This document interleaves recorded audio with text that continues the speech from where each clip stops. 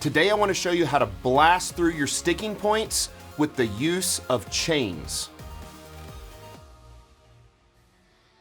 So let's say you can full squat 315 pounds, like just below parallel. How much can you quarter squat? Maybe 450, maybe 500. It's certainly more than what you can full squat.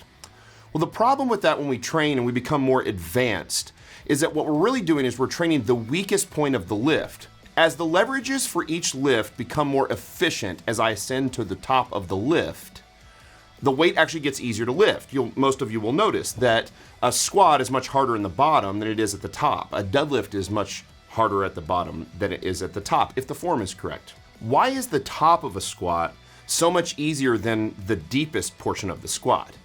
And the answer is just that my leverage gets better as I get closer to the top. I have less overall moment. By the time I get to the top, I'm much closer to standing up straight and my body is completely in compression and no longer with lots of moment or rotational force on the body. So as the leverages get better, the muscle fibers are actually worked less, right? That it requires less muscle fibers to fire to finish that lift because it's not a max effort attempt for that portion of the lift. By adding chains to the bar, I can actually work that strength curve so that theoretically I could make it so that the weight is 315 pounds in the bottom of the squat and 450 pounds at the top of the squat. Now this is an advanced supplemental movement, so we can add these chains to a squat, a deadlift, a bench press, or a press, any of the main barbell movements, but it shouldn't be done until you're past intermediate training and you're becoming more advanced and probably looking at competing. So with that said, Cooper from Garage Gym Reviews is going to show you how to set up chains in your gym to blast through those sticking points and work that entire strength curve so that it's just as hard at the top as it is in the bottom. Take it away, Coop. So for the squat, there's a few different ways that you can set up chains. One, you could just get like leader chains, and this is the cheapest way to do it. And most chains come with this, so the leader chain is just a smaller, cheaper chain that you can basically just end up putting on the bar like so. One reason I don't like that is because it's difficult to adjust like the height of it, so it takes a little bit longer, especially if you're working in and out with different people. And the second is it does some more damage to the bar. I don't think most people care about that, but I do.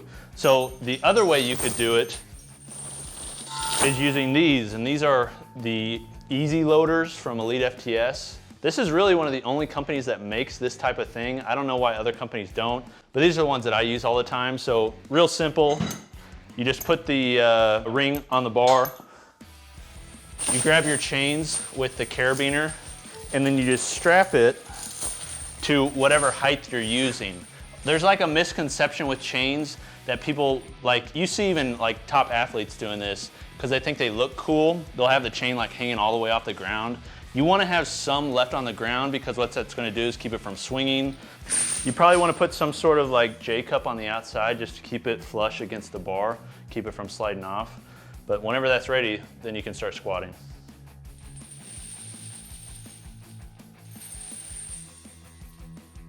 So you want to make sure that the chains are long enough so they're not like hanging in the air, so they're not going back and forth, and you just want to be as stable as possible, especially if you're under a really heavy load.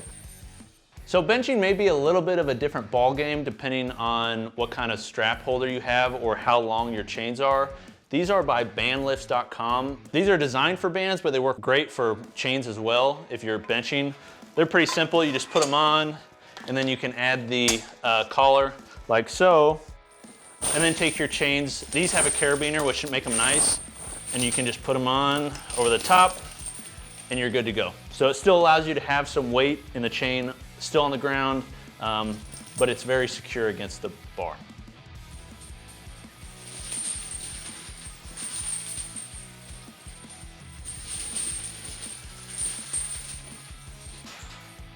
So deadlift is a little bit of a different animal because you're not as high off the ground, so you don't necessarily need something like this. This really wouldn't even work, these easy straps. You can get something like this, which these are just hook loops that you can find on Amazon really easily, or you can just loop the chains over the bar if you're not using a bar that you don't mind getting marred up.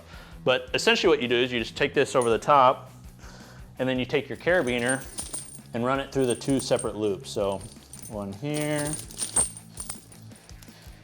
and one here. One of the issues though is you want to make sure that you put these far enough away from the plates that you're not setting the bar on the chains, because they're going to end up coming up, and then when they come down they're going to kind of spread out. So I like to put them out to as far as I can to the edge, and then put a collar on, and they'll typically stay against the edge if you're lifting heavy enough, because the bar is going to be bending and it's going to be forcing them that way.